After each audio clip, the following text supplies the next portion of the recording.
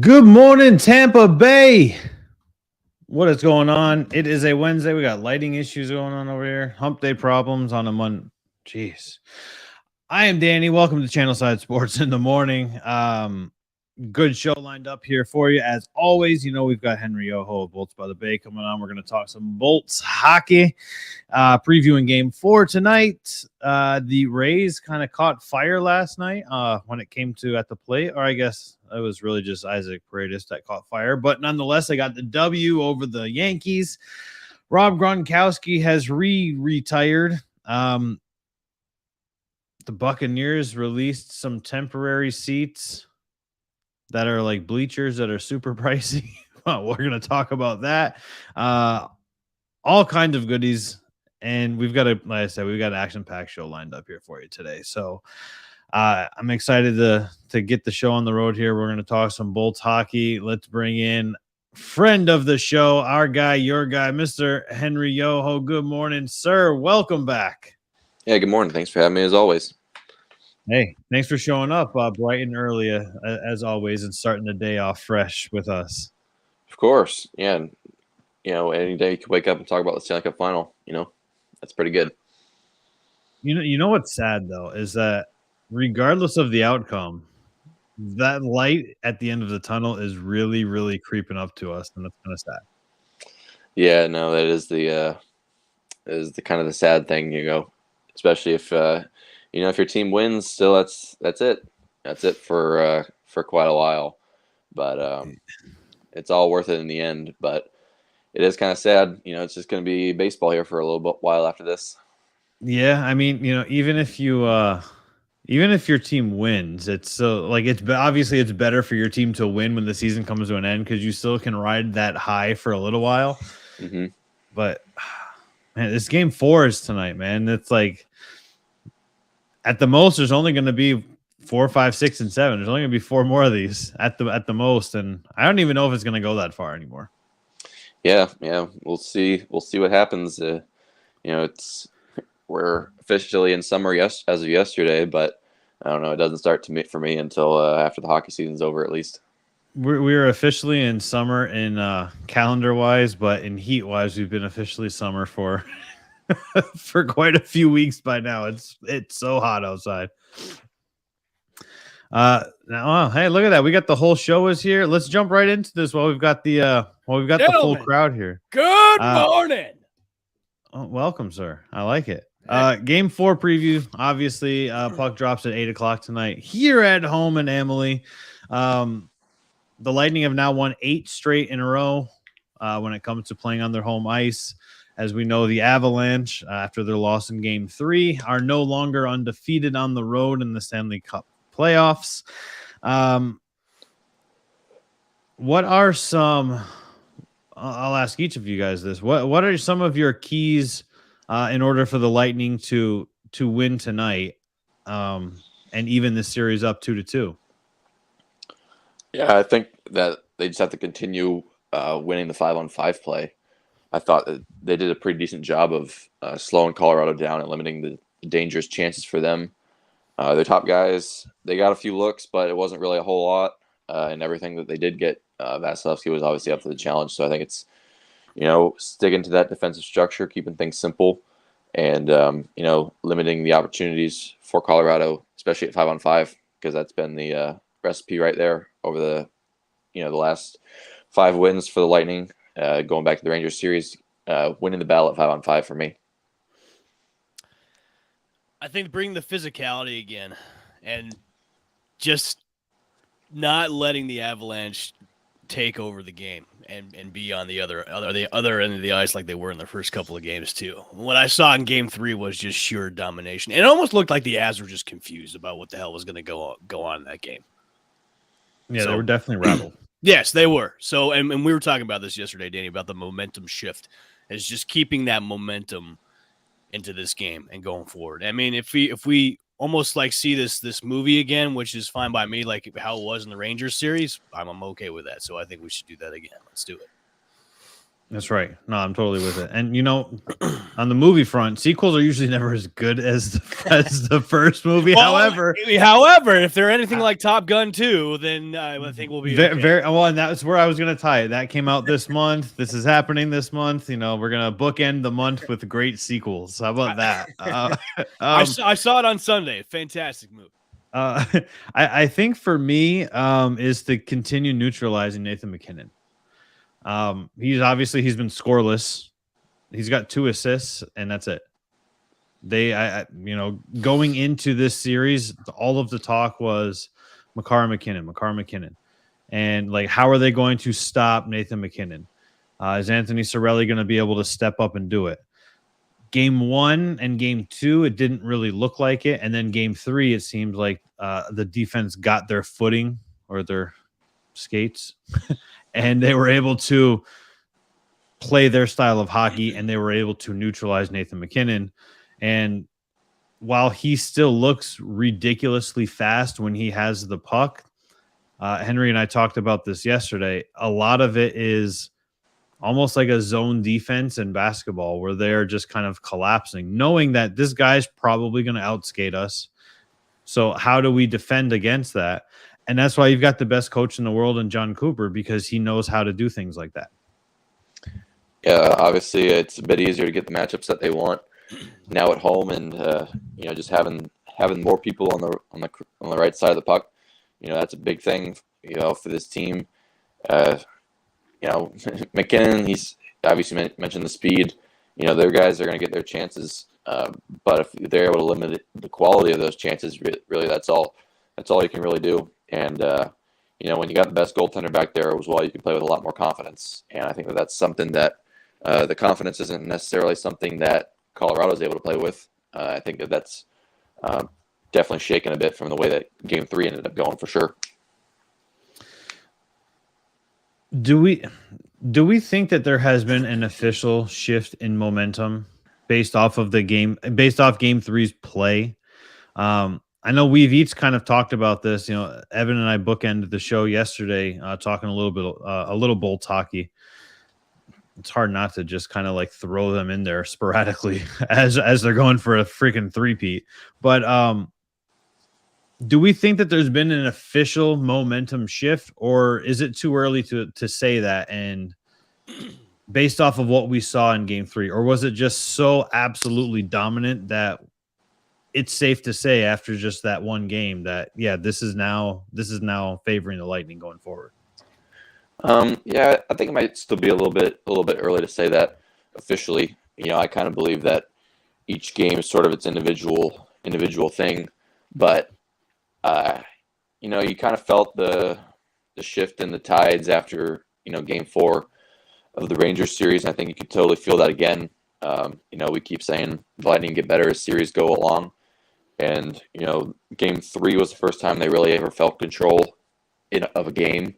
And if they, control this game in the same way as they did in Game 3, I think you can totally feel the, things are starting to shift in their direction as they gain more, confidence, and, they know how to play this team. So I think it really depends on what you see tonight. If they're able to put 2 in a row together, and if they're able to build on that, they're still going to have to win on the road at some point. But, this would go obviously an incredibly long way if the Lightning feel like they're going to take control of this series. What if it's just a cruel joke that they do to these teams? Oh, we'll let you guys go up 2-0, and then we're coming back home, and then we're just taking the rest of the way. Yeah, we've seen it in every series except for Florida, of course, where they've had their bad games here and there, especially like against Toronto. They lost every other game, and it seems like they're able to just pick and choose whenever they want to turn it on. And, when you got the best goaltender there, that gives you a chance to do that too. He seems to kind of pick his spots as well sometimes. Yeah, it's like it's nice knowing that they can do that and still climb out of the hole.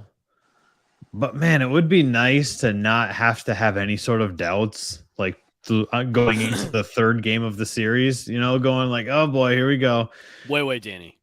You had doubts? What kind of fan are you? I don't watch hockey.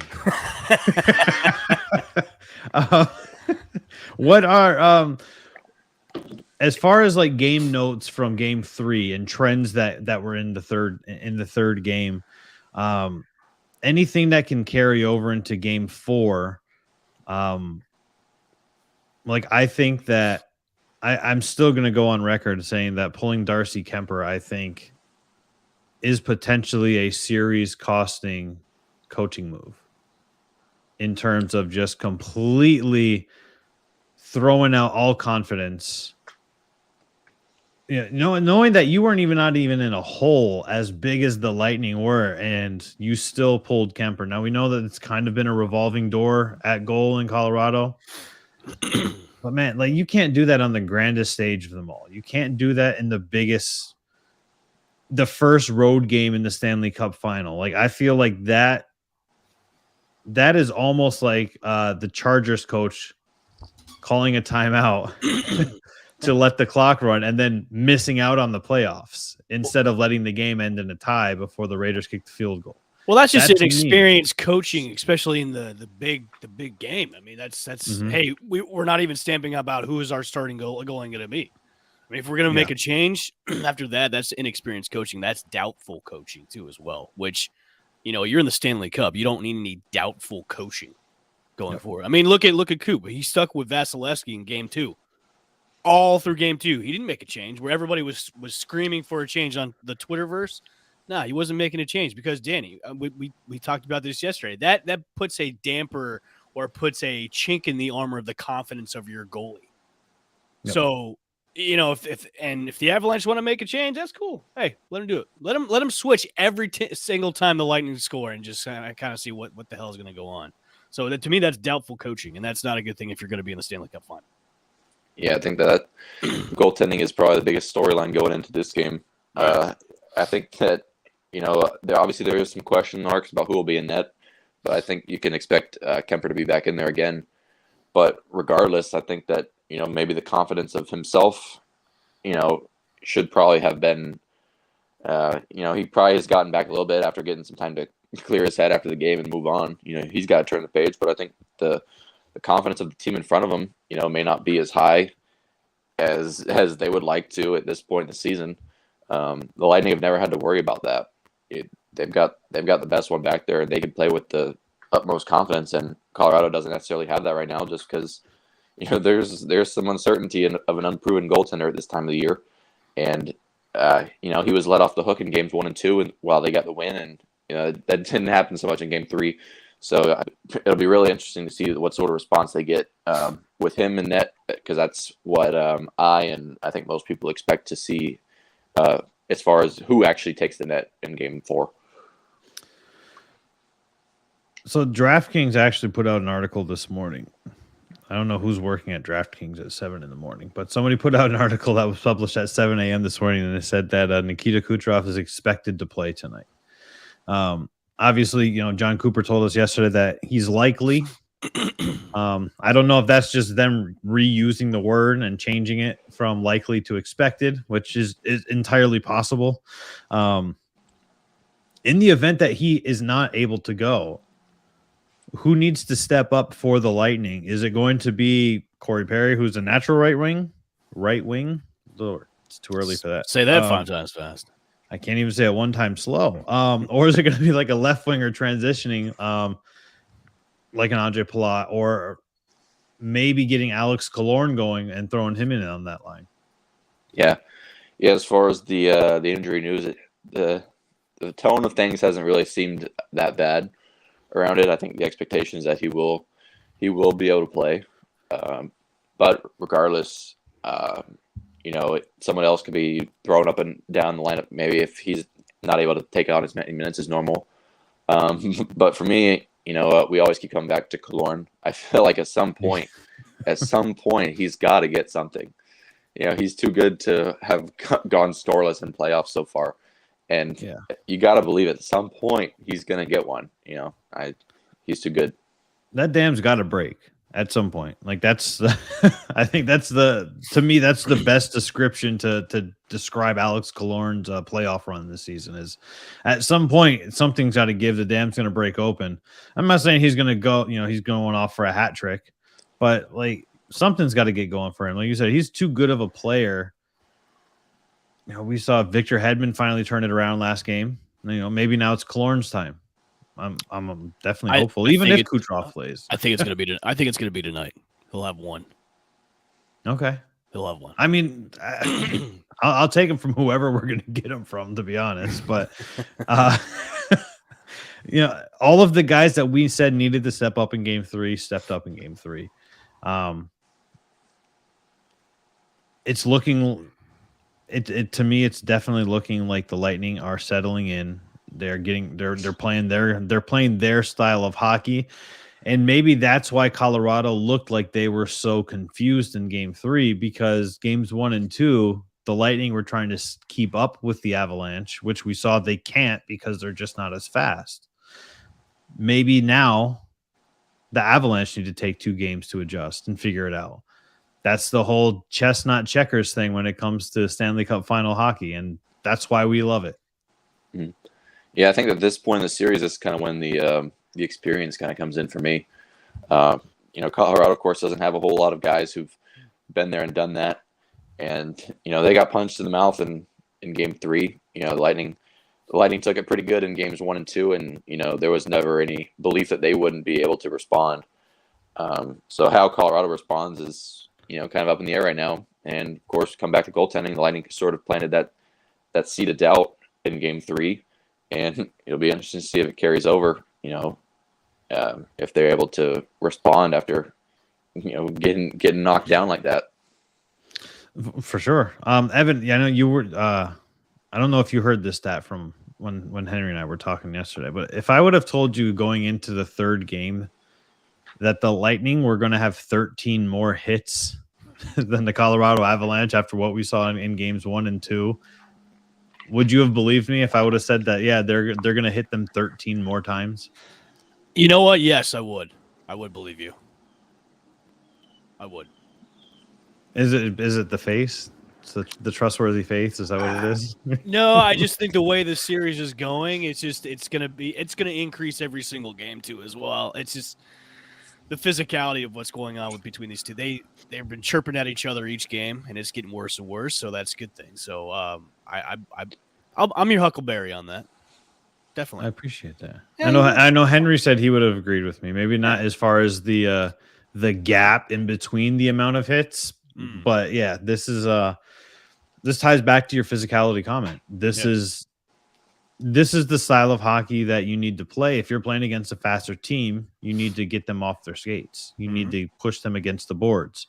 If you can't move, you can't be faster. Like that's the Corey Perry strategy, right? When you're down on the ground, I'm going to hold you down for a little bit and you can't get up. You can't beat me if you can't get off the ice. Henry, quick question for you. Any chance we see the clappers tonight like we did in Game 3? Yeah, I would think not. They haven't really gone for those 2 games in a row for a while. Stamkos was not too pleased with those where stupid people were throwing them on the ice. That was Yeah, I hate it. Yeah, for me, I go back to the Islanders series last year, Game 6, whenever the Islanders beat the Lightning in overtime. Everyone, the whole place was throwing beer cans and everything, full or empty, and that was an unbelievable scene. The last game at the Coliseum, everyone was doing that, and then the Lightning did that for Game 7. And they've kept doing that ever since that happened.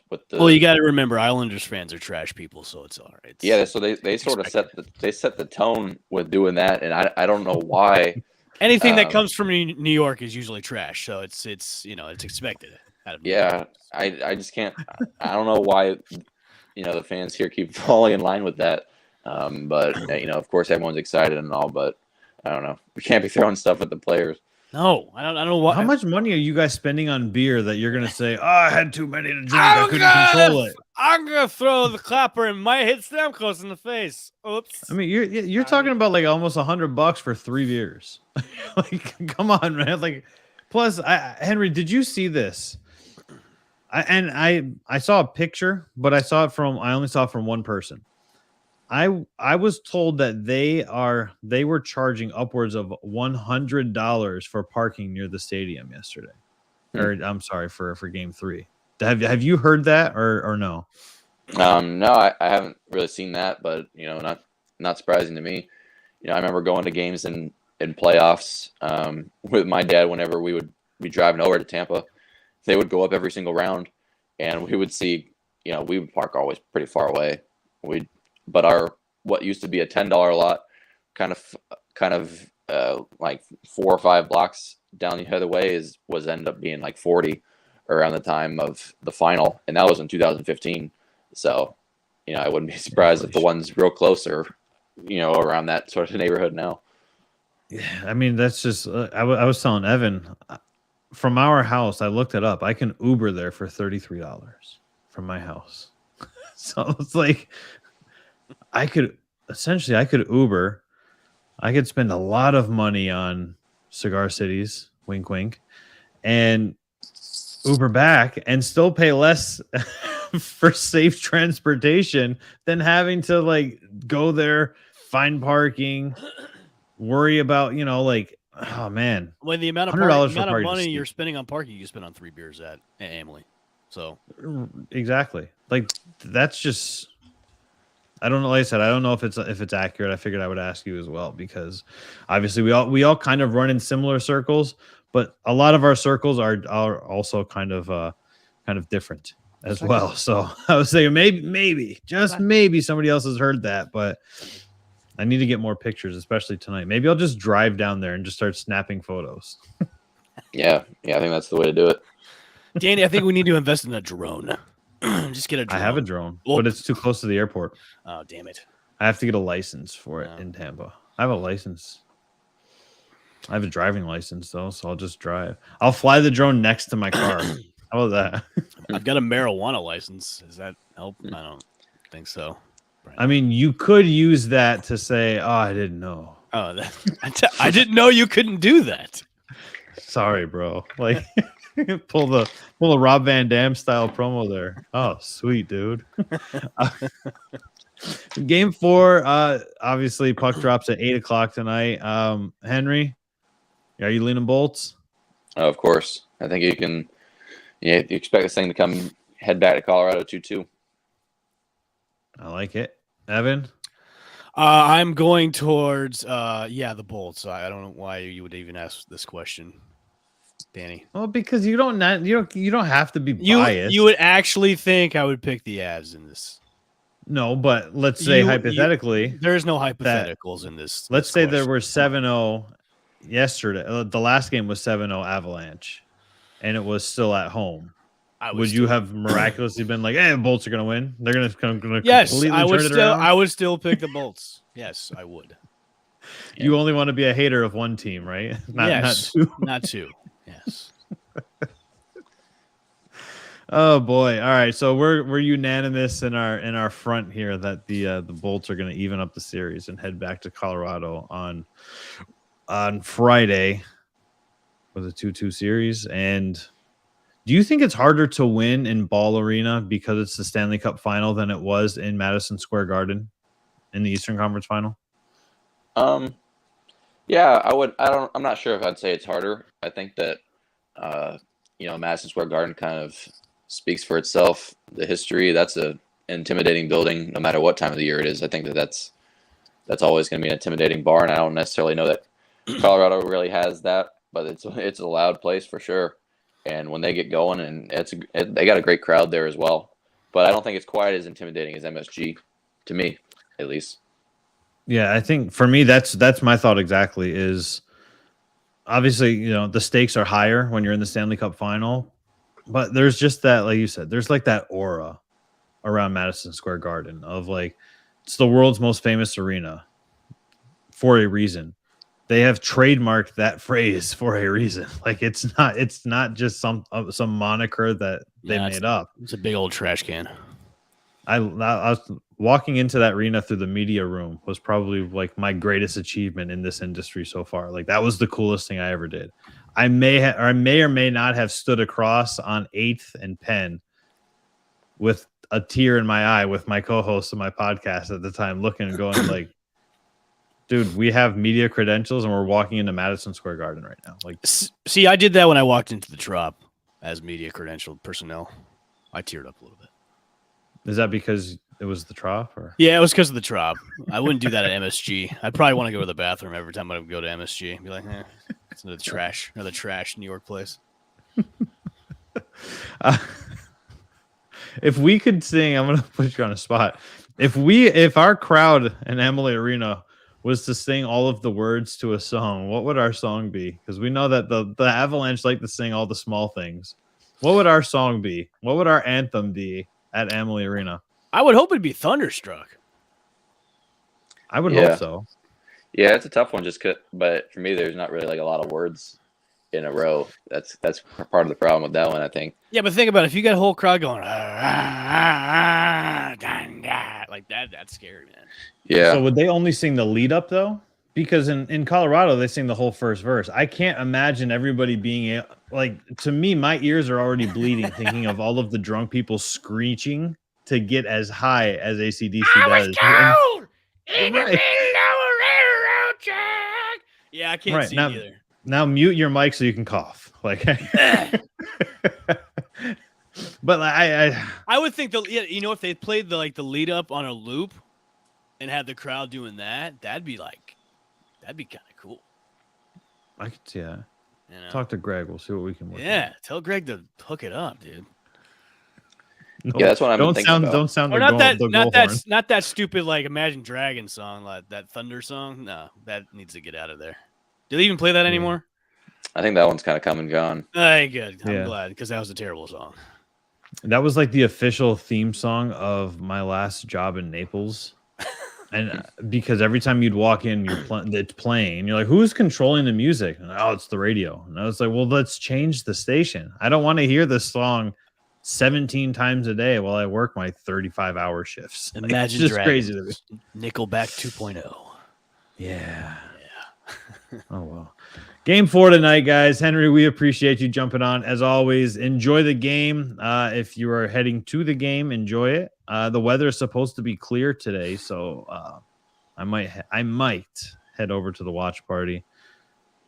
I really need to investigate this pricing, though. That's kind of swaying me each way because I'm not going to drive there and spend all that money on parking to go sit outside. I can't do it. Yeah, you might as well find some street parking or something a little further away. But yeah. Yep. All right, Henry, we appreciate it, boss. Enjoy the game. We'll have you back tomorrow as we continue our victory week. I like that. This has been a whole victory week. Let's keep that up and we'll keep it rolling. Awesome. Yeah, thanks as always, guys. The Rays, well, not the Rays. Paredes went off yesterday. 3 home runs. Obviously, they got the dub over the Yanks. I mean, beauty, is it not? That's one.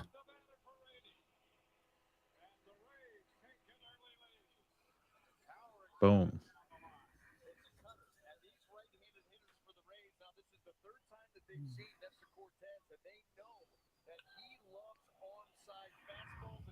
I mean, they were talking the right-handed hitters. That's 2. The right-handed hitters, they were saying, have figured out Cortez now at this point in the season, which is good because it seems like this is the only pitcher that our bats have figured out on the season so far. But I'll take it. I will take a win. And here comes number 3.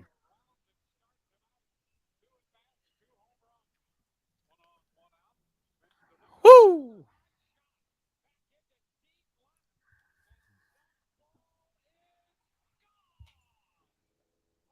It's a beautiful thing.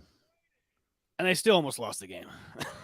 Yeah, Aaron Judge almost spoiled all of that. Like, yeah. How many times? I don't have a number, and I'm sure you don't have a number, and I'm sure it's not very often. How many times has a guy hit 3 home runs in one game and their team has come on the that's a good stat. I want to see whoever's watching right now, look that up. I want to know about that. Yeah, that would be. I mean, Paredes took over as the home run leader with 8 on the season. Woo! So Kevin Kiermaier hit his 7th 10 days ago. Nobody's hit a home run in the last 10 days.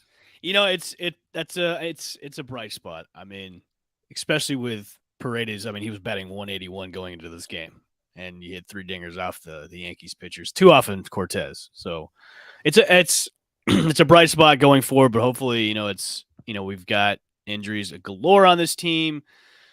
But it's. I tweeted out yesterday. This team is almost like the Cleveland Indians in Major League. Like it's a bunch of no-name players right now because everybody's on the IL. Yeah, and I threw out the Austin Powers gif. Who are these people? Like, who are these people? Yeah, it's Look, sometimes you can get good stuff from players that you're not familiar with. True. Sometimes mixing it up and shaking things up is the formula for turning things around. We've been talking about Kevin Cash needs to do something. Some sort of changes need to be made. Something's got to give for this team to turn things around. And unfortunately, it was injuries forcing the team to do things to turn it around, to mix it up. And you know what, Danny? Maybe this could be the turnaround. It would be looking at this now with everybody on the IL. This will be a test of resiliency. I'm using a lot of big words today. Just to see how this team could bounce back and move on forward into the latter half of the season with everybody on the IL. Like, how is this team really made to be in the playoffs? Is this team ready to be and to go into the playoffs with everybody on the IL? And right, with all the young guys coming up, and they've had to make a lot of moves to get everybody up to where they need to be. Is is this a sign of what the future of the team could look like if there is success? Because a lot of these guys that are coming up haven't been in the bigs before, so they're going to see so many different kinds of new pitchers now. It's a totally different ballgame than being in the minors. So it really is. Yeah, and the stretch of games coming up, they've got the Pirates this weekend, and they got coming back. They got the Pirates this weekend at home. One more game against the Yankees tonight, and then they got the Brew Crew coming in for 2 games, and then the Red Sox coming in for 4. Red Sox. Yeah, they're going away to play Boston in 4-game set in Boston. So. Yeah, it's going to be a fun little stretch. It's doable. It's doable. I was going to say the silver lining is that a lot of these new guys have the Pirates coming up. Yeah. Yeah, we laugh at that though, but when the Rays usually don't play as well against the bad sub-500 teams though. So, that is also very true. A lot of the times they will unfortunately play down. Yeah. So this stretch of games coming up, and the Brewers are a good team. And then you got the Red Sox in Boston for 4 games, which right now you're in 4th place. It'll be a battle of who's going to stay in 4th place and maybe go into last place if Baltimore is going to be eking out a few games here and there. Well, and that's where we talk about this all the time. Mm-hmm. This is where it's dangerous, and for me, it's a long season. That's where I have a hard time jumping on that bandwagon. Yes, I know that it's a long season and a lot of things can change, but I would rather not have my team that was listed as a contender and expected to be a contender and a solid winning team not have to climb out of holes, because ad nauseum, the AL East is by far the toughest division in major leagues. And it's almost not a realistic expectation to expect your team that is A, overcoming injuries, especially this season, and B, overcoming not ever wanting to spend any money and coming out of 4th or possibly 5th place as we head into the summer. We are in the summer. Question for you when the deadline comes up, do you think the Rays are going to be buyers or sellers? Or a mix of both? I think a mix of both. Okay. I was trying to process it because I think that they have to be active. I know that much. They absolutely, without a shadow of a doubt. I also think it also depends on where they're going to be at by the deadline too. Obviously, look, they're above 500. We're not going to take that anything away from the Rays right now, but they're above 500 team that's not looking as great as a above 500 team should be. Right. So I think it all depends on where they're at deadline wise. If they can pick it up and gain a little bit of ground, and I want to tell this to everybody, you're probably not going to gain any ground on the Yankees. let's Right. be realistic here. And I heard a radio host yesterday and local Tampa Bay media asking a question: How do we slow the Yankees down, and how do we gain some ground on the Yankees? You're not going to gain any ground on the Yankees. The Yankees are too healthy. They're playing too good of baseball. You're not. Let's worry about the Blue Jays and the Red Sox. The AL East it runs through New York this year. Right. Let's gain ground on them, and let's try and separate ourselves from the Blue Jays and the Red Sox. So, going into that is, how do we get to that point? Let's stop worrying about the Yankees anymore. Okay, they've got the division on lock, unless some kind of collapse happens, which hopefully I predicted comes true. Which they'll have an utter collapse, like them and the New York Mets have utter collapses, which would be great. But I don't see it in the cards anytime soon. So the Rays, I want to see some blockbuster moves, man. If they get into back in the second place by the deadline, I think they're going to be like blockbuster moves being made. I hope so. I mean, we know if they even want to get up to the league average, they have an insurmountable amount of money to make it to at least the league average in payroll. Remember, half their payroll's on the IL right now. So right, yeah. So you're seeing none of that money in action. Exactly. All that little bit of money that we have spent as a team is not even on the field, really. Exactly. When you say blockbuster moves, are you talking about selling off some big players or selling off a combination of players to bring in, or combination? Because that whole, I spoke about, stop coveting the prospects and let's bring in some big names that are going to be available at the deadline. Let's see that kind of blockbuster trade, and then maybe throw in a player or two that that's a starting player for the Rays. Yes, we know, Gene. The Rays don't make moves. It's wishful thinking, Gene. I want to be wishful thinking with the Rays, but I know it's not going to happen. It is what it is. I look at. I try to draw parallels between like the farm system and the NFL draft. Because you don't know how players are going to translate. I know baseball's farm system prepares them better than, playing 1 year in college football does, right? Right. But, I think some of those ideals should carry over in the terms that, we're watching a Los Angeles Rams team say the draft doesn't matter. We're going to trade all of our draft picks. We're going to get all of these stud players, and we're going to just continue to truck along, be a contender, and win Super Bowls. And I think a lot of that, especially when you have a sport that does not have a salary cap, I think you can do a lot of that. You can find these teams that covet these prospects, kind of like the Tampa Bay Rays do. But you can find teams that covet prospects and say, you know what? We want this guy. We're willing to overpay because we really believe that this should be our guy. This is the guy that will turn things around for us. This is the guy that we can count on consistently every night. You can't consistently count on a batting 170 Isaac Paredes to knock off 3 home runs for you to squeak by the Yankees in a 5-4 victory. You can't expect that every night, but you can expect to get a solid bat to perform every night. Sounds like a Blue Chew ad. I also look at it too this way is, especially the Rays. The Rays have so many good prospects in the farm system right now. There isn't usually any room up in the bigs right now for them. So you don't know, like one guy that could be in Durham right now that could be better than a couple of guys on the squad already, which we don't know about. So it's a double-edged sword. But you've got to be willing to gamble.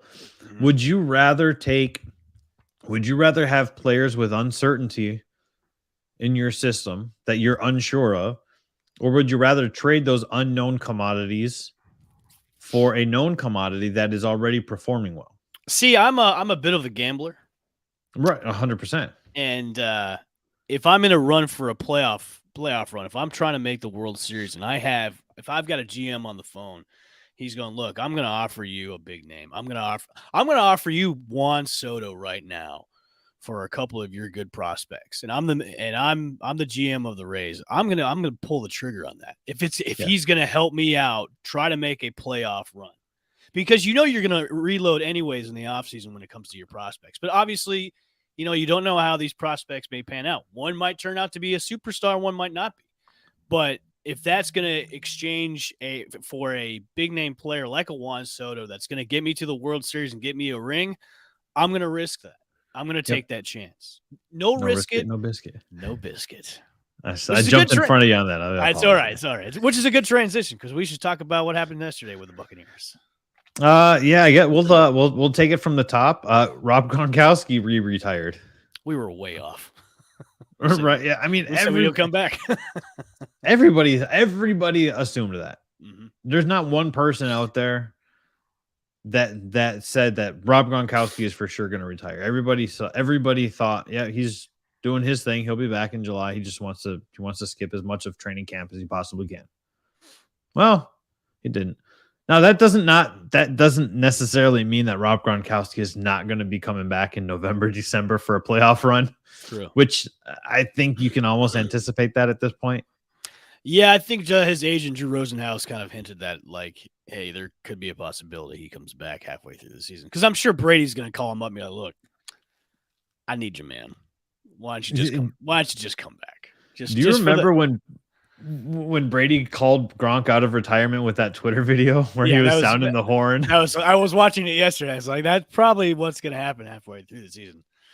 Because Brady will pull up on a boat or something next to him because we're in Tampa. It reminds me of that scene in Anchorman where Ron Burgundy has the conch show. Like, news team assemble. Like, yeah, that's what it reminded me of. Danny, let me ask you. He is now retiring. Percentage wise, do you think Gronk could be back maybe halfway through the season? Like, what's your percentage? If by chance. I think if the Buccaneers are playing the way that the entire world expects them to play. Obviously, we know that they don't have to play very well to win the NFC South. No. They don't have to. No. But if they're playing the caliber of football that we are all expecting them to play, they're, a sure shot Super Bowl contending team. I do believe that in the latter half of the year, and I would hope that it would be, week, let's say 15 or so, they re-sign Gronk. That doesn't mean he has to play, fully participate in games. But we saw Richard Sherman kind of take a knock on the Buccaneers on his. But he does make a point, though. Like, hey, I haven't been playing. I signed with you guys, and then all of a sudden, you guys are just jumping. You're throwing me in games, going, "Hey, yeah, you're playing." I mean, that is difficult. That is difficult, but hey, they had a need at that point, though, because they had injuries at that position, so they were kind of like, "Look, we're signing you to play to get on the field immediately. We're not going to be having you sit on the bench." So for him to make a comment like that is kind of. You knew what you were getting into once you came back.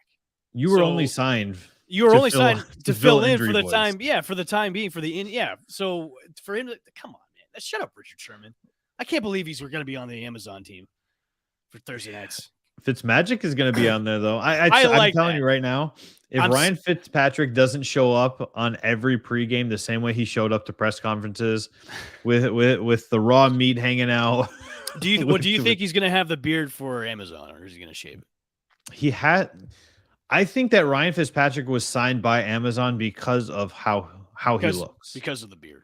Because of the full swaggy ensemble. I think that's why he was signed. I'm a little sad that Amazon couldn't get a deal with Kay Adams. Kay Adams isn't going to be on the team. So she's like a free agent right now. Channelside's hiring. Yeah, no. Get Kay Adams on our team. Oh my God, our ratings would go through the roof. Our live shows. Oh my God. Right? Yeah. We wouldn't just be talking to Gene. No. No offense, Gene. No offense. No. We love you. I do the hand heart, but I don't know how to do that very well, very quickly. See, yours is more of a hand circle, which Deshaun Watson would be totally for. There's only 5 players in NFL history that have more than 100 receiving touchdowns in the 11 years that Rob Gronkowski played. Listen to this list: Jerry Rice, Randy Moss, Marvin Harrison, Terrell Owens, and Rob Gronkowski. It's not a bad company to be in. No, not bad at all. Obviously, first ballot Hall of Famer if he's for whenever he actually is eligible to go into Canton. So obviously, if he comes back this year, that's going to push his eligibility down the road again. Obviously, where do you rank him amongst the greatest tight ends of all time? Seeing as that before him, the tight end position wasn't really as highlighted as it was after really he kind of came into the league. I mean, you have to put him as one of the top. You have to put him on the Mount Rushmore as tight ends. For sure. He's definitely in the top 2 or top 3 of tight ends. I mean, obviously, I think Kelsey will be there once he retires, but Gronk is definitely. I mean, you could probably put Gronk as number 1, in my opinion. And that's kind of along the same lines that I'm going as well. Because you look at other guys and you go, okay, so like who would he be up there with? Or who is better than he was at tight end? You got, okay, Antonio Gates, great tight end. Better than Gronk? I don't think so. I would say, I mean, you could put. I would say, okay, him, Gronk, Tony Gonzalez, of course. Right. And then maybe Shannon Sharp. Yeah. But the body of work to me is Gronk has the better body of work because the multiple Super Bowl champion, like that's to me, that's you got to be number 1 on that list because you're a multiple Super Bowl champion. And then we're the list we just talked about, the 5 players that have 100 or more receiving touchdowns. True. And he's in that. The 4 other guys, 3 of the 4, because Marvin Harrison for some reason is always kind of just overlooked as like being one of the great all-time receivers. Jerry Rice, Randy Moss, Terrell Owens are always in the argument for best receiver of all time. Oh, hey, by the way, you've got a freaking tight end. So I got a list of 25 greatest tight ends in NFL history, and this was actually put out. They put this out last year, but this was updated last night. So I'll just do the top 5 for you for the greatest tight ends, and we can agree or disagree on this list. And I can't believe they have. Okay, never mind. Wrong one. Okay, so here we go. So number 1 is Tony Gonzalez. Number 2 is Antonio Gates. Number 3 is Rob Gronkowski. Number 4 is Shannon Sharp, and then number 5 is Kellen Winslow Sr., not Junior. Everybody. I can agree. I can agree with that top 5. Yeah, I can. I think that. But when Kelsey retires, do you put him in the top? One of those guys is going to get knocked out of the top 5? I think Winslow is going to get knocked out of the top 5. Yeah, and I think that's kind of when we were talking about the Mount Rushmore of the Buccaneers. At some point, your oldest players are going to fall off. Right. That's just how it works. Whether it's due to recency bias or just because the game has evolved and changed so much, at some point you've got to say like, yeah, we are holding on to this great player, but it was such a long time ago and the game has changed so much. What Kellen Winslow Sr. did was for that time period is great, but how long do you hold on to that? Like we talk about, people all the time want to argue, there's an extra game in the league this now. Like it shouldn't count. These records shouldn't count. They should have an asterisk. What OJ Simpson ran for 2,000 yards in like 12 games. Nobody's outside of what he did, right? Nobody up until that point was talking about OJ Simpson as the greatest running back of all time. They were still talking about, in the mid-90s, they were still talking about Barry Sanders as the greatest of all time. Emmitt Smith is the greatest of all time. Sweetness, Jim Brown, but nobody was throwing OJ Simpson up there because the time period that he played had passed. Mm-hmm. the game evolved. And he was murdering people too. So. Right, but this is before the murders. I know. I'm just kidding. But it was like, so it's one of those weird dynamics, and I definitely think that when Kelsey retires, he'll probably be in the top 5. And I think the top 5, in my estimation, would read Rob Gronkowski, Tony Gonzalez, Antonio Gates, Travis Kelce, and Shannon Sharp. I like that. In that order. I like that. I can agree with that. I'm glad we agree. What do you think the Bucs are going to do with this cap space? Good. Anything? That's a good question, man, because how much in cap space do we have right now? Just under 11 million. You can do a lot with $11 million.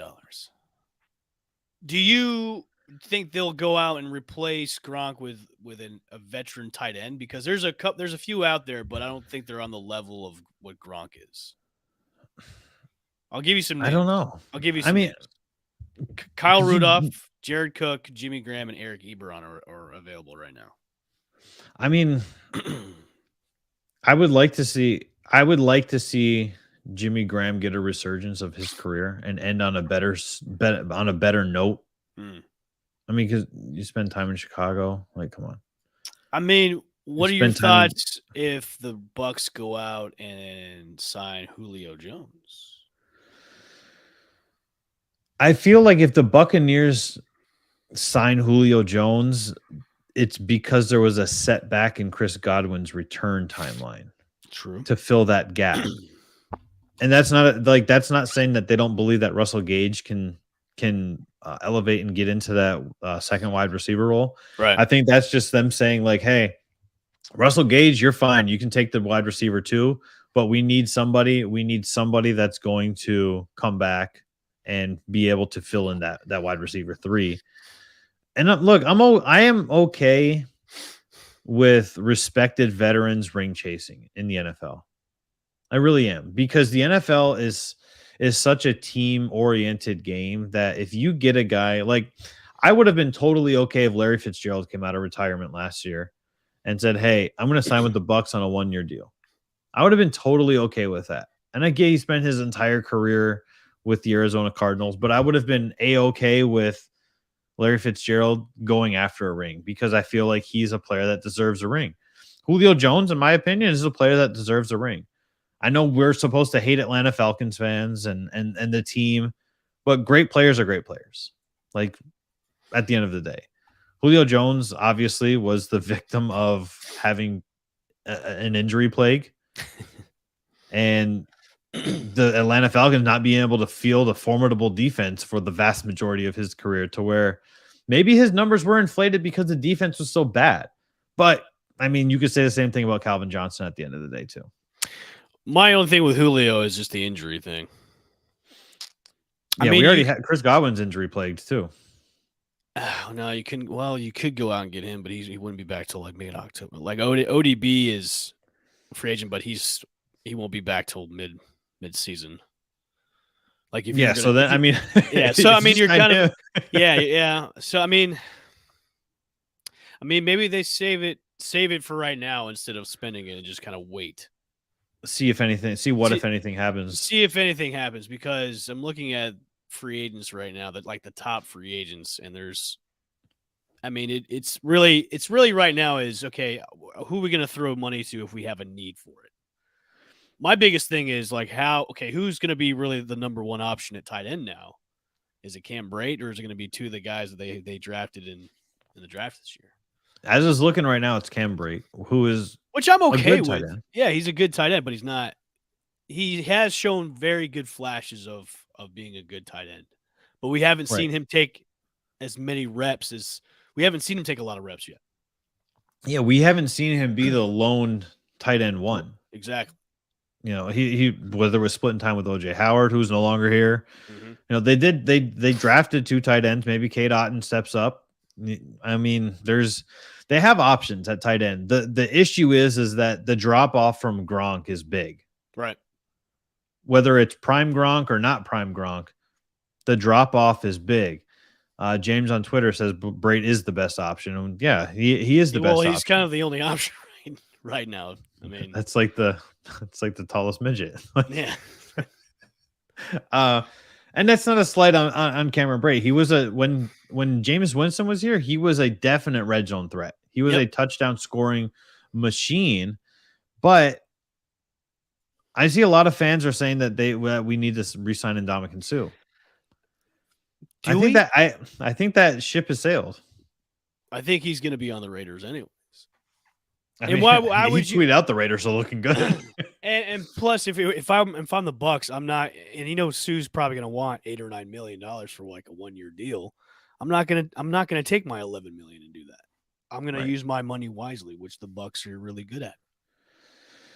Yeah, choose wisely, Bucks. Yeah, and it could be a wait and see. Just people were saying yesterday, oh well, they're reeling it in if they don't go out and spend this money. You don't have to spend the cap space. Right. There's no gun to the head saying you have to do this right now. Right. I mean, hey, you never know. They could resign soon. Just say, hey, we'll give you $11 million, whatever. Yeah. Gene asked how the tight end is going to factor into the offense. Well, like I think early in the season, the tight end is going to play a big factor in the offense because they're not going to be fully healthy at wide receiver. Until you've got your full receiving core of Evans, Godwin, and Russell Gage, tight ends got to play a big role. And you know what? I mean, maybe Cameron Brate comes out of and shows like, hey, I've been kind of hiding in the shadows. It's possible. I mean, look at what Pittsburgh's done with the tight end. After Heath Miller retired, Freiermuth, right? Like Freiermuth came out of nowhere. Everybody who's played tight end has kind of come out of nowhere and for them outside of Eric Ebron. Like Eric Ebron had a resurgence in Indianapolis. So you're like, oh wow, like Eric Ebron was actually way better than he showed in Detroit. Then he went to Pittsburgh and you're like, oh, he's here. I didn't even know he was on the roster. I think this offense is going to be more of a ground and pound offense now. Because yeah. And I know we talked about this yesterday about getting Saquon. It now seems more kind of attractive now if they maybe got Saquon. Yeah, if we're really concerned that Leonard Fournette's been hitting a golden corral and packing on all these pounds, everybody stop with the whole him being fat. Like stop. Just he's going to get in shape. Guess what? He was fat last year. He was fat the year before. And then what happens? Regular season rolls around, and plus, Leonard Fournette is in better shape than you. Plus, Tom is going to pump him full of avocado ice cream and tears of babies and blood. So he's going to get in shape. Right. Everybody stop. James says Rob Gronkowski is going to be as future WWE champion. Maybe he goes back to WWE. I think he will. I think the acting thing and the wrestling thing will be Gronk's forte now. So I mean, he's the perfect personality to be a professional wrestler, which is why it worked well the first time. Mm-hmm. But the first time he was just a celebrity, like he was. We don't really. I mean, he's like a one-off guy. You couldn't really put in any effort into building a storyline around Rob Gronkowski, except for like that immediate exposure of, oh, hey, he's a champion.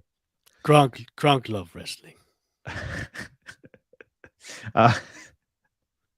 How do you feel about these crew nest seats that are available for season purchase only, and B for at minimum $2,000 a seat? That's way too much money per one seat. Yeah. So you will not be taking my money, Tampa Bay. But you got rid of all like the restaurants and like that, like. Gene does have a good point. You do need a good blocking tight end more than a passing tight end. I don't know if Cam Brate is a good passing tight end or blocking tight end though. Yeah, that is a good point. It is a good point. I can get the stat on that. I just don't know if I can do it in the time period. But no, I will not be buying those crew nest tickets. No, because $2,000. Yeah, $2,000 for. Are they going to be bleachers? I mean, they're temporary. They're only going to be there for the season. Yeah, I'm good. That's $2,000 I could just waste on something else besides that. I'm totally confused about that. Like, I just, I don't know. I'm not sure where they. The thing is, though, Danny, like people will pay the $2,000 for those tickets. They will. And They that's will. we're talking about they're paying $18 for beer at Amalie Arena to throw on the floor, like to throw on the ice. Like, I find that, like I said, I get it. And to me that spells this is Tom Brady's last season. Like very, very that articulates that to me very effectively. Like, hey, yeah, this is it. This is why we're charging $2,000. Right. Cameron Brate in pass blocking last season, not great. Yeah. Graded at a 48.3. Yeah, that's terrible. So Yeah. yeah. He had good Lord. He had a 9.2 grade in one game last week. Yeah. Yeah, no. So if we're going pass blocking tight end, Cam Brate's not our guy. Cam Brate is nutted. Yeah. That's absolutely terrible. We're running out of time here. We'll tomorrow we'll cover, because I know this is a very polarizing topic. We'll cover Warren Sapp's comments on Jon Gruden. I don't think there's really a right or wrong on what he said. But it's definitely something that we need to talk about. Obviously, Buccaneers legend, talking about a Buccaneers Super Bowl winning coach who's kind of been thrown to the wolves, if you will, and excuse me, what I believe is a larger cover up in the NFL. But yeah, we'll talk about that tomorrow, because that'll be a nice polarizing topic for us to talk about after we talk about, of course, another Lightning win as they even up the series. That is going to do it for us on this Hump Day Game 4 Stanley Cup Final tonight, 8 p.m. Oh man, I'm excited. I'm excited for the game tonight. Go Bolts! Channelside Sports in the morning. Follow us on all of the social media platforms. Look for the Channelside Sports Network and CH Side Sports on the old Twitter machine. I am Danny. That is Evan. Go Bolts.